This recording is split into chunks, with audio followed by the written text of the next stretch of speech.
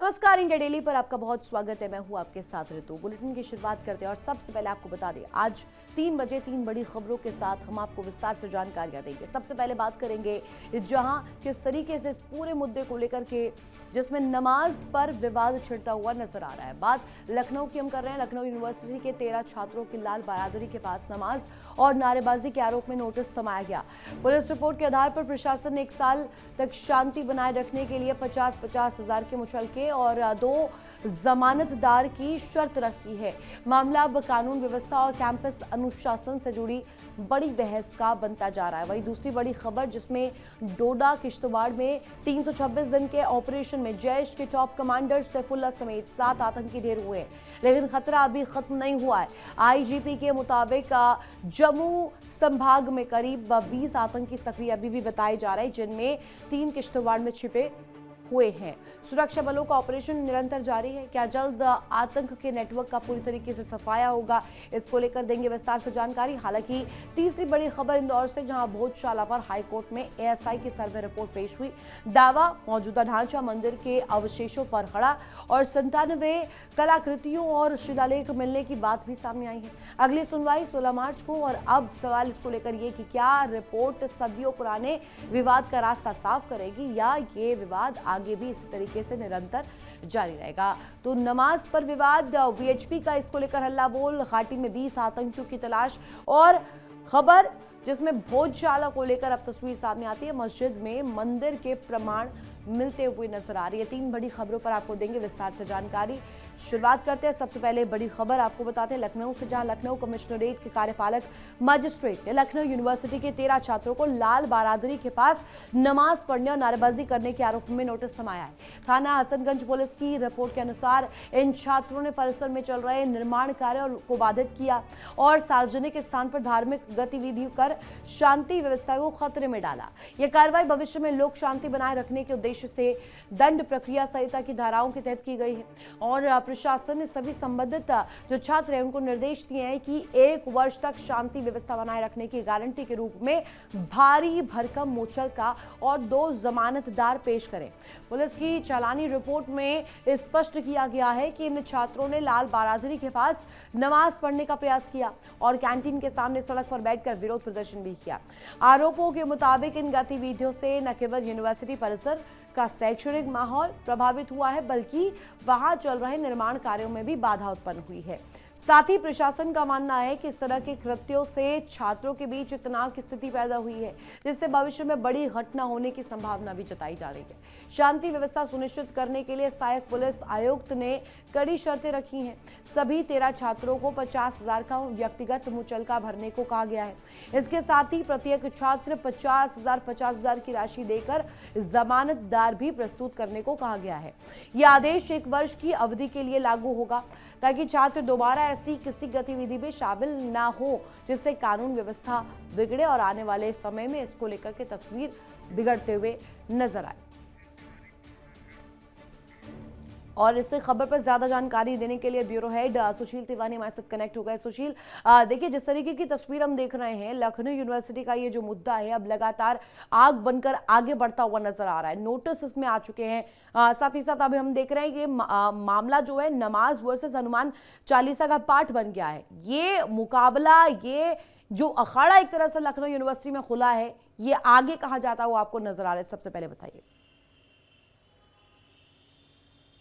बिल्कुल इस शिक्षा का केंद्र है। यहाँ पर ना कोई तो नमाज होनी चाहिए, ना हनुमान चालीसा होना चाहिए। ये शिक्षा यहाँ पर होनी चाहिए, क्योंकि जो आम छात्र है वो शिक्षा चाह रहा है। क्योंकि जिस तरह वहाँ पुलिस का माहौल एकदम, पुलिस जिस तरह तैनात कर दी गई, माहौल वहाँ गर्म है और चारों तरफ वहाँ पर यही चर्चा चल रही है कि ये कब खत्म होगा। क्योंकि जो पढ़ने वाले छात्र हैं वो पढ़ने आते हैं, इन गतिविधियों में हिस्सा नहीं लेते हैं। लेकिन जो एक काफ़ी बड़ा तबका ये भी है जो एनएसवाई का है, आयसा का है, समाजवादी छात्र सभा का है, उनका कहना है कि नमाज यहाँ पर होनी चाहिए और ये नमाज होती रही है। इसके अलावा उन लोगों ने यहाँ पर एक इफ्तार पार्टी का आयोजन किया था और फिर इसके बदले में कहीं ना कहीं बजरंग दल है, जो हिंदूवादी संगठन है, उन लोगों ने आज यहाँ पर पाठ करने, हनुमान चालीसा पाठ करने की कोशिश की, तो पुलिस ने उनको वहाँ से हटाया। और आज दिन भर का जो माहौल था काफ़ी हुड़दंग भरा था। काफ़ी लोग वहाँ पर जिस तरह नारेबाजी कर रहे थे, छात्र काफ़ी वहाँ पर बवाल कर रहे थे, पुलिस के लिए काफ़ी दिक्कतों का सामना करना पड़ रहा था।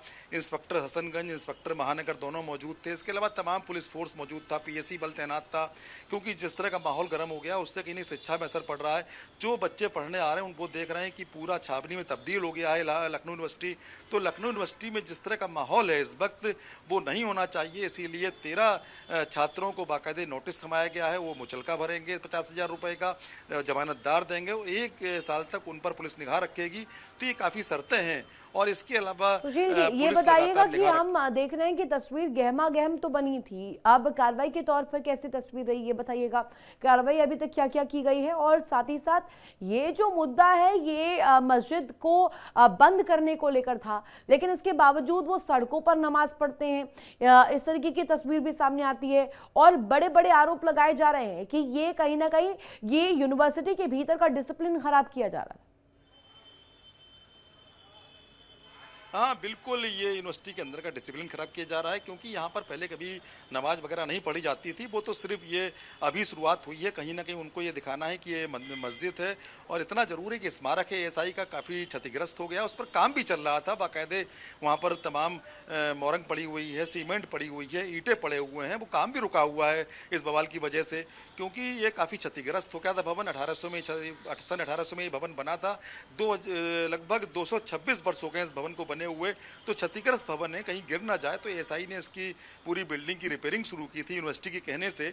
तो इसको रिपेयर होना था, लेकिन रमजान के महीने में जब ताला पड़ा तो ताला पड़ने के बाद जो मुस्लिम छात्र थे कहीं ना कहीं नाराज हो गए। यहाँ तक कि जो एनएसयूआई है और समाजवादी छात्र सभा है उसके छात्र भी नाराज हो गए, क्योंकि इन दोनों में हिंदू मुस्लिम छात्र दोनों हैं। तो पहले बात सामने आई कि हिंदू मुस्लिम छात्र दोनों ही विरोध कर रहे हैं, लेकिन ये कहीं ना कहीं पार्टी लाइन थी। तो पार्टी लाइन के चलते एनएसयूआई और समाजवादी छात्र सभा इनके जो मुस्लिम छात्र थे उनके साथ खड़ी थी।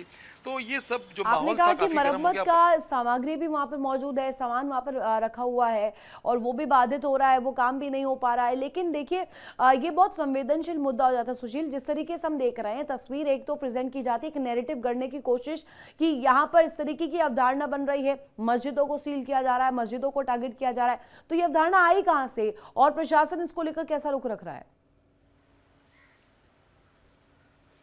बिल्कुल, ये पूरा राजनीति से प्रेरित है। और जिस तरह वहाँ सामान रखा हुआ है, पूरा उसकी रिपेयरिंग चल रही थी, वहाँ ईंटें भी रखे हुए हैं, वहाँ पर मोरंग रखी है, वहाँ सीमेंट रखी है, बाकायदे वहाँ पर लेबर काम कर रहा था, लेकिन वो काम बंद करना पड़ा, क्योंकि ऐसे में कहीं और विवाद ना हो। तो इसको लेकर वहाँ पर अभी एएसआई वहाँ पर काम बंद किए हुए है और पुलिस बल तैनात है। तो ये पूरा राजनीतिक माहौल क्रिएट करने की कोशिश की गई है। कहीं ना कहीं इसमें कुछ ऐसे लोग शामिल हैं जो माहौल को बिगाड़ रहे हैं। यूनिवर्सिटी का जो एक अच्छा माहौल, पढ़ाई का माहौल है, और लखनऊ यूनिवर्सिटी में तमाम क्लासेस होती हैं, वहाँ पर बाकायदे छात्र टीचर एक दूसरे से कहीं ना कहीं शिक्षा ग्रहण बच्चे करते हैं। तो ऐसे में कहीं ना कहीं ये पूरा माहौल खराब करने के लिए एक राजनीतिक रंग दिया जा रहा है। और इसमें जो नमाज पढ़ने का मुद्दा, ये पहले नमाज कभी नहीं पढ़ी जाती थी, क्योंकि ये पूरा मुद्दा जो है इसे सांप्रदायिक रंग देने की कोशिश की जा रही है। ऐसा ना, पुलिस ने बहुत ही संवेदनशीलता से काम लिया है। जिस दिन ये लड़के पहुंचे थे नमाज पढ़ने के लिए, उस टाइम पुलिस ने बहुत ज़्यादा लाठीचार्ज नहीं किया। अगर लाठीचार्ज कर देते या कुछ उस पर कड़ी कार्रवाई कर देते तो ऐसे में कहीं ना कहीं ये मामला और गर्म हो जाता और बढ़ जाता। पुलिस ने और जो प्रशासन है लखनऊ यूनिवर्सिटी का, उसने काफ़ी संवेदनशीलता से काम लिया। उस टाइम उन्होंने कहीं ना कहीं अगर देखा जाए तो इस काम को कम से कम ढिलाई बरती और उसके बाद इसको पूरा ख़त्म करने का जिस तरह का अभियान चलाया है। क्योंकि जिस तरह उन्होंने सबके ज्ञापन लिए हैं, ज्ञापन लेने के बाद लखनऊ यूनिवर्सिटी की वीसी ने कहा है कि इस पर हम अभी देख रहे हैं और जो शिक्षा का माहौल है उसको नहीं बिगड़ने देंगे और इस तरह की राजनीति नहीं चलने देंगे। आने वाले दिनों में लखनऊ यूनिवर्सिटी से उठाई ये मुद्दा आगे भी जाने वाला है और जैसा कि हम देख रहे हैं अभी तो ये लड़ाई नमाज वर्सेस हनुमान चालीसा पार्टी है, लेकिन आगे आने वाले दिनों में हो सकता है कि ये राजनीतिक रूप भी ले ले। बहुत शुक्रिया तमाम जानकारी साझा करने के लिए आपका। और अब खबर आपको बताएंगे डोडा किश्तवाड़ से, जहां डोडा किश्तवाड़ के पहाड़ी इलाकों में सुरक्षा बलों की ऐतिहासिक कामयाबी सामने आई है। कामयाबी के बाद अब आतंक के बचे खुचे नेटवर्क पर आखिरी प्रहार की तैयारी भी की जा रही है। तकरीबन 326 दिन तक चले लंबे ऑपरेशन में जैश ए मोहम्मद के टॉप कमांडर सैफुल्लाह समेत 7 आतंकियों को ढेर कर दिया गया है। इसके साथ ही किश्तवाड़ में जैश की कमर लगभग टूट चुकी है। लेकिन कहानी यही नहीं खत्म होती है। आईजीपी जम्मू जोन भीमसेन टूटी के मुताबिक जम्मू संभाग में अभी भी करीब 20 आतंकी सक्रिय हैं, एक्टिव हैं और इनमें से 3 आतंकी किश्तवाड़ जिले में छिपे हुए हैं जो कि हिजबुल मुजाहिदीन से जुड़े हुए स्थानीय निवासी बताए जा रहे हैं।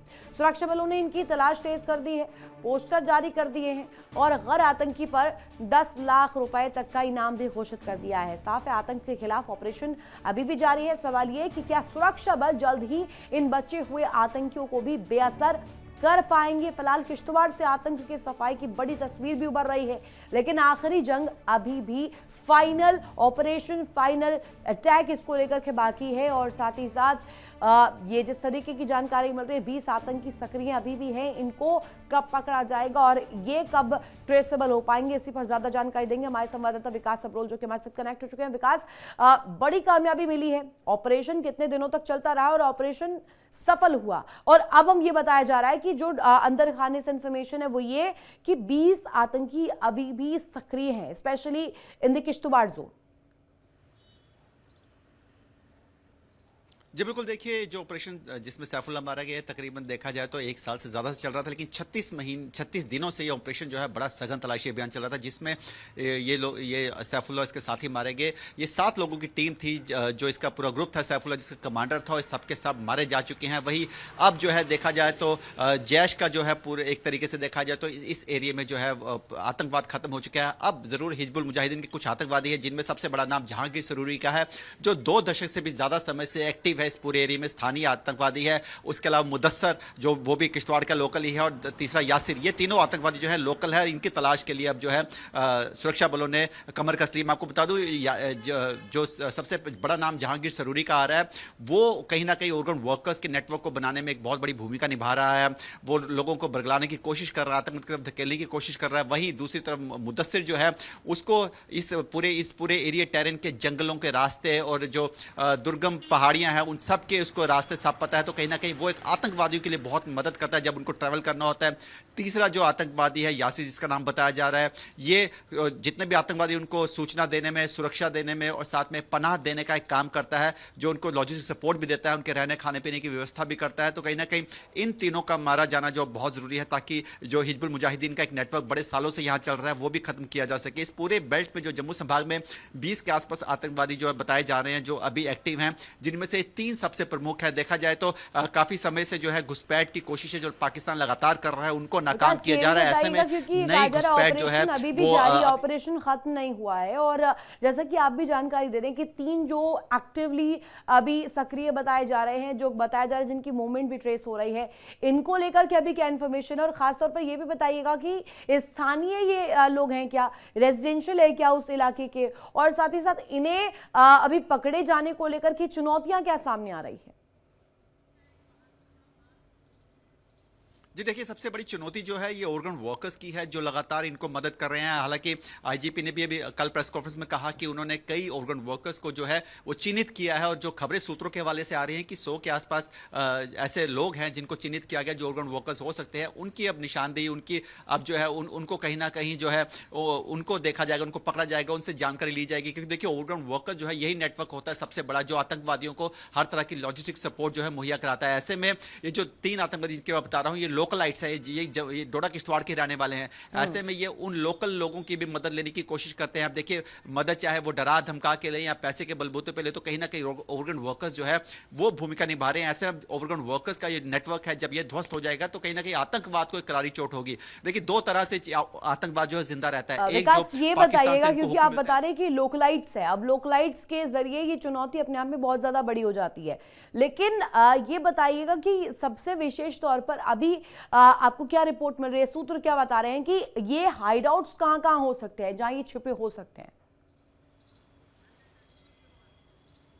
देखिए, अगर आप टेरेन की बात करेंगे, डोडा किश्तवाड़ की टेरेन जो है वो घने जंगल है, घने जंगल में प्राकृतिक गुफाएं जो है वहां पे बनी होती हैं। उसके अलावा जो वहां चट्टानें होती हैं, वो चट्टानें भी बहुत बड़ी होती हैं। चट्टानों की हाइट 15-20 फुट की हो सकती है, चौड़ाई भी इतनी हो सकती है। ऐसे में ये जो मुफीद जगह होती है आतंकवादियों के छुपने के लिए। उसके अलावा ढोक जिसे कच्चे घर कहा जाता है, एक तरह के मकान होते हैं जहाँ पे जो चरवा गुजर समाज के लोग जो भेड़ बकरियां भैंस लेके जो घूमते हैं, जो अलग अलग इलाकों में वो ठहरते हैं, वो इलाके होते हैं। जब ये पहाड़ों पे अपने घर बनाते हैं, ये टेम्परेरी से घर होते हैं, कच्चे मकान होते हैं जो पहाड़ों बने होते हैं। जब सर्दी आती है तो ये लोग मैदानों की तरफ रुख करते हैं, वो घर खाली हो जाते हैं, और जब वापस गर्मी आती है तो वापस उन मकानों की तरफ चले जाते हैं। अभी भी देखा जाएगा तो सैफुल्लाह जिस घर में मारा गया वो भी ढोक की तरह ही घर था जो वहां बना हुआ था। तो ऐसे में ये ढोक हो गए, प्राकृतिक गुफाएं हो गए, घने जंगल है, ये जो है आतंकवादियों के लिए मुफीद होते हैं। जंगल इतने घने हैं कि अंदर घुस पाना भी बहुत मुश्किल होता है, इसीलिए जो सुरक्षा बलों के ऑपरेशन चल रहे हैं वो जरूर थोड़े आहिस्ते चल रहे हैं, लेकिन कोशिश ये की जा रही है कि किसी तरह का कोलैटरल डैमेज ना हो, और कोशिश ये की जा रही है कि उनको ज्यादा से ज्यादा मार दिया जाए, इसीलिए ऑपरेशन जरूर थोड़े ज्यादा डैमेज ना हो। और जैसा कि आप बता रहे हैं ऑपरेशन चलते हुए इन्हें ट्रेस कर पाया जाए, और इसको लेकर ही अभी प्राइस मनी भी सामने आ गई है अवार्ड के तौर पर, और इनाम राशि यहां पर 30 लाख की संख्या में सामने आई है। ये बताइएगा कि ये अवार्ड जो मनी सामने आई है इनाम राशि को लेकर के जो घोषणा की गई है, इसके बाद क्या ऐसी कोई तस्वीर सामने आ रही है, मुखबिर तंत्र क्या और ज्यादा एक्टिव हो गया है? देखिए, सुरक्षा तंत्र तो पहले से ही मजबूत है। सैफुल्लाह का मारा जाना, उसके साथियों का मारा जाना, ये इस बात का सबूत है कि कहीं ना कहीं सुरक्षा बलों का जो सुरक्षा तंत्र है वो पूरी तरह से जो है वो काम कर रहा है। ऐसे में अब ये इन तीनों के मारे जाने के 10-10 लाख रुपए का जो इनाम रखा गया इनकी जानकारी देने के लिए, ये भी लिखा गया कि उनकी जो जानकारी है गुप्त रखी जाएगी, किसी भी तरह से वो बाहर नहीं आने दी जाएगी। तो ऐसे में कहीं ना कहीं ऐसे कयास लगाए जा रहे हैं, क्योंकि देखिए वो लोकल हैं, तो कहीं ना कहीं वहां पे लोकल गाँव में या दूर दराज इलाकों में जहाँ पे ढोक बने, तो वहां पे जब लोग जाते हैं अपने गाय भैंसों बकरी को चराने, तो वहां पे ऐसे लोग कई मूवमेंट देखते हैं, तो वो जरूर इनके बारे में खबर दे सकते हैं। और देखा गया कि मुखबिरी से ही अक्सर जो आतंकवादी हैं मारे जाते हैं, तो अब उम्मीद यही लग रही है कि इनके बारे में भी जल्द सूचना मिलेगी, और कहीं ना कहीं जो इनाम रखा गया है वो अपना काम जरूर करेगा। बिल्कुल, और इससे कहीं ना कहीं प्रोत्साहन जरूर मिलेगा, और आगे भी जिस तरीके से ये अभियान चल रहा है, ये कवायद चल रही है, निश्चित ही ये पकड़े भी जाएंगे। बहुत शुक्रिया तमाम जानकारी साझा करने के लिए विकास साहब का। और अब खबर इंदौर से, जहां चर्चित भोजशाला मामले को लेकर के खबर। आज हाईकोर्ट की सुनवाई के दौरान बड़ा घटनाक्रम सामने आया। एएसआई ने अपनी विस्तृत सर्वे रिपोर्ट अदालत में पेश की, जिसे कोर्ट ने रिकॉर्ड पर ले लिया है। और चौंकाने वाली बात यह कि रिपोर्ट पहले ही लीक होकर पक्षकारों तक पहुंच चुकी थी। अदालत ने सभी पक्षों को अपने दावे जो हैं और आपत्तियां दाखिल करने के लिए 2 हफ्ते का समय दिया है। अगली सुनवाई 16 मार्च को होने वाली है। रिपोर्ट के मुताबिक मौजूदा ढांचा 11वीं और 12वीं शताब्दी के मंदिर के अवशेषों पर खड़ा है, और सर्वे में 97 हिंदू कलाकृतियों और मूर्तियां मिलने का दावा किया गया है। खंभों और दीवारों पर संस्कृत और प्राकृत शिलालेख, मंदिर वास्तुकला और प्रतीक, और जमीन के नीचे दबे ढांचों के संकेत भी सामने आए हैं। वैज्ञानिक विश्लेषण में इसे राजा भोज के काल का शिक्षण केंद्र और मंदिर बताया गया है। अब इस रिपोर्ट पर ही अदालत में आगे कानूनी जंग लड़ी जाएगी। सवाल लेकिन इसके बाद यही कि क्या ये सर्वे ऐतिहासिक विवाद का रास्ता साफ कर देगी, और इसको लेकर के क्या चीजें स्पष्ट अब हो पाएंगी, और क्या इसके जरिए सीधे तौर पर न्याय का रास्ता खुलता हुआ नजर आएगा। स्टेट हेड मुक्ता पाठक हमारे साथ कनेक्ट हो गई है, उनसे जानकारी ले लेते हैं।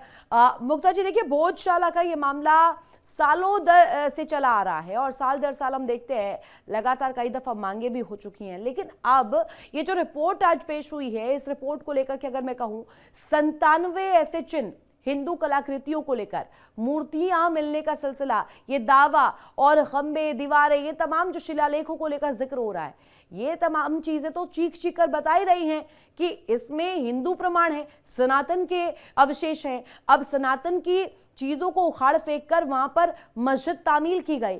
अब इसको लेकर के आगे क्या रूप रहने वाला है, क्या रुख रहने वाला है? बिल्कुल सही कहा आपने। जिस तरह से ये एएसआई की रिपोर्ट आई है और जिसमें इस तरह से जो साक्ष्य प्रस्तुत किए गए हैं, बहुत ही विस्तृत रिपोर्ट है, जिसमें कि सारे फोटोग्राफ्स और सब कुछ चिन्हित करके बताया गया है कि कैसे भोजशाला जो है वो पहले मंदिर ही थी और बाद में वहां पे जो है मस्जिद एस्टैब्लिश की गई है। तो जाहिर तौर पे इस पे जो सनातन और हिंदुओं का जो पक्ष है, अब वो पलड़ा भारी होता हुआ नजर आ रहा है। अब सबकी निगाहें 16 मार्च को है, क्योंकि कोर्ट ने जो है 2 हफ्ते का समय दिया है दोनों ही पक्ष को कि आप अपनी आपत्ति जो है वो दर्ज करा सकते हैं। तो जाहिर तौर पे जो है अब सबकी निगाहें 16 मार्च को है कि किस तरह की आपत्ति आती है, क्योंकि जो एएसआई की रिपोर्ट है उसमें जो जो साक्ष्य प्रस्तुत किए गए हैं उससे जो है सनातन जो है या हिंदू पक्ष जो हम कह सकते हैं उनका पलड़ा भारी नजर आ रहा है। और देखिए ये भोजशाला का विवाद सालों से चलता आ रहा है लगातार। जिस तरह से वहां पे जब पूजा अर्चना का, खास करके जब जुम्मे की दिन होता था, जिस दिन उस दिन जब सरस्वती पूजा होती थी और उसी दिन जुम्मे की नमाज होती थी, तो बहुत ही टेंस माहौल हो जाता था और पूरे जो है फोर्स को वहां पे तैनात करना होता था कि इस तरह की कोई अप्रिय घटना ना हो। तो लगातार इस तरह की जो चीजें थी और जो दोनों ही पक्ष अड़े रहते थे कि मंदिर है या मस्जिद है। तो लेकिन अब जिस तरह से एएसआई की रिपोर्ट आई है उससे लग रहा है जैसे कि जो हिंदू समुदाय है जो वो लगातार कहते थे कि यहाँ पे पहले मंदिर था, वो साक्ष्य से साबित हो। ये जो तस्वीर हम देखते हैं, कभी अगर जिक्र हम काशी को लेकर करें, मथुरा को लेकर करें, अयोध्या को लेकर करें, और अब इस क्रम में इस लिस्ट में भोजशाला सबसे ऊपर टॉप प्रायोरिटी में नजर आती है। भोजशाला का मुद्दा इतना ज्यादा संवेदनशील हो गया है कि कहीं ना कहीं इस मुद्दे को लेकर के अब कुछ भी कह पाना और कुछ कहना, इसमें इंटेंसिटी होनी चाहिए। और अब अगर हिंदू पक्ष इस तरीके की जो रुख है वो रख रहा है, और वैज्ञानिक पर्सपेक्टिव में भी अगर देखें तो राजा भोज के काल का ये शिक्षण केंद्र बताया जाता है, मंदिर बताया जाता है। अब ये पक्ष तो हिंदू पक्ष ने रख दिया और इसके प्रमाण भी दे दिए, लेकिन अब जो यहां पर सामने बात आती है कि दूसरा तबका इसे कैसे क्या हाथों हाथ लेगा, और इसमें आपत्तियां दर्ज करवाने का अब समय दिया गया है। यानी कि आने वाले समय में इसमें और ज्यादा पेचीदा चीजें सामने आएंगी। बिल्कुल सही कहा आपने। देखिए जैसा मैंने कहा 16 मार्च पे सबकी निगाहें हैं, चूंकि अब ये ऐसा नजर आ रहा है जो एएसआई की रिपोर्ट है उससे जो साक्ष्य जो मिले हैं उससे हिंदू समुदाय का पक्ष जो है वो पलड़ा भारी है। लेकिन अब आपत्ति दर्ज कराने के लिए 2 हफ्ते का समय, तो अब दूसरा जो समुदाय है वो किस तरह के साक्ष्य प्रस्तुत करता है, किस तरह की आपत्ति लेता है, उस पर देखना, क्योंकि दोनों ही समुदाय लगातार पिछले कई सालों से इस बात पे अड़े हुए हैं कि नहीं यहाँ पे मंदिर है या यहाँ पे मस्जिद है। तो अब जो है जो दूसरा समुदाय है उसको पूरे अपना वो आपत्ति दर्ज कराएगा, तो किस तरह की आपत्ति दर्ज कराता है और उसके बाद जो है किस तरह का जो है वो माहौल बनता है या किस तरह का जो है मैसेज जाता है, उस पे सबकी निगाहें रहेंगी। बिल्कुल मुग्धा जी ये समझाइएगा, क्योंकि पिछली दफा जब इसी को लेकर हम चर्चा कर रहे थे, आप और हम लाइव पर थे, और इस दौरान जब हम बात कर रहे थे वसंत पंचमी का मौका था और उस दौरान जुमे की नमाज, जैसा कि आपने जिक्र भी किया, जुमे की नमाज को लेकर के समय निर्धारित किया गया था 2 से ढाई घंटे का, और उस दौरान नमाज भी हुई। लेकिन ये पक्ष भी सामने आता है, कहा जाता है कि मूर्ति पूजा जिस स्थान पर होती है उस स्थान पर मस्जिद में नमाज नहीं अदा होती है, लेकिन ऐसा भी हुआ। आप समझिएगा गंगा जमुनी तहजीब को कैसे तार तार किया जा रहा है। जो दावे बड़े बड़े सेक्युलरिज्म के किए जाते हैं वो तो धता साबित हो जाते हैं यहाँ पर। बिल्कुल देखिए, क्योंकि ऐसा होता है कि दावे तो हर वक्त होता है कि इंडिया सेक्युलर कंट्री है और जो हिंदू मुस्लिम भाई भाई हैं, लेकिन जब इस तरह की परिस्थिति आती है, जो इस बार भी आई थी, पिछले 2 बार भी आई थी, जब जो है सरस्वती पूजा जो है जुम्मे की नमाज के साथ आई थी, तो उस समय भी माहौल बहुत टेंस था। और इस बार का जो माहौल था हम लोगों ने देखा था, आप और हम, जैसा आपने कहा कि हम लोगों ने डिस्कशन भी किया था, किस तरह से वहां पे फोर्सेस तैनात थी, और केवल उस दिन के लिए नहीं पूरे हफ्ते भर से तैनात थी। सीसीटीवी फुटेज से नजर रखा जा रहा था, कितना टेंस माहौल था। और उसके बाद एक वीडियो वायरल हुआ था कि जब सब कुछ बहुत सही हो गया, कोई भी अप्रिय घटना नहीं हुई, तो पुलिस वाले कितने झूम के सबने नाचा था कि कितनी शांति से सब चीज जो है वो उस दिन बीत गया। तो ये सब तस्वीरें हम लोगों के सामने हैं। तो अब देखना होगा कि 16 मार्च को जो है जब आपत्ति दर्ज होती है तो किस प्रकार की आपत्तियां दर्ज होती है पहली बात, और उसके बाद जो है किस तरह का जो है फिर मैसेज जाता है और माहौल बनता है। जी बिल्कुल, यानी कि देखना होगा कि जब अब अगली सुनवाई होती है उस दौरान आपत्तियां क्या दर्ज होती हैं और सामने से हिंदू पक्ष इस पर कैसे रिएक्ट करता है और उसे कैसे काउंटर करता है, क्योंकि ये पूरा भोजशाला का मामला लंबे समय से लंबित है और इसको लेकर के बड़े बड़े सवाल खड़े हो रहे हैं कि कब न्याय का रास्ता साफ हो पाएगा और ये सनातन के जो अवशेषों को के साथ जो किया गया है इस पर कब लगाम लग पाएगी। बहुत शुक्रिया तमाम जानकारी साझा करने के लिए आपका। इसी के साथ यहाँ रुकेंगे बहुत छोटे से ब्रेक के लिए। ब्रेक के उस पार भी खबरें लगातार जारी है। इंडिया डेली मौजूद है सभी डिजिटल प्लेटफॉर्म पर लाइव और लगातार। इंडिया डेली 24/7 हर दिन राष्ट्र को समर्पित।